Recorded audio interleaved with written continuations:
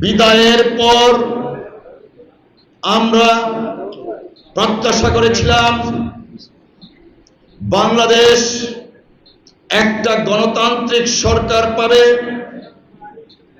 যে ভোটের জন্য আমার ভাই রক্ত দিয়েছে, যে ভোটের জন্য আমার ভাই গুম হয়েছিল, যে ভোটের জন্য আমার ভাইকে ক্রস ফায়ারে দেওয়া হয়েছিল, সেই ভোট অনুষ্ঠিত হবে। কিন্তু আজকে অত্যন্ত দুঃখ ভারাক্রান্ত মন নিয়ে আপনাদের সামনে বলতে হচ্ছে, আমরা যা প্রত্যাশা করেছিলাম তার সাথে বর্তমান এই সরকারের বিভিন্ন কার্যক্রমের কারণে বাংলাদেশের মানুষ সন্দিহান হচ্ছে।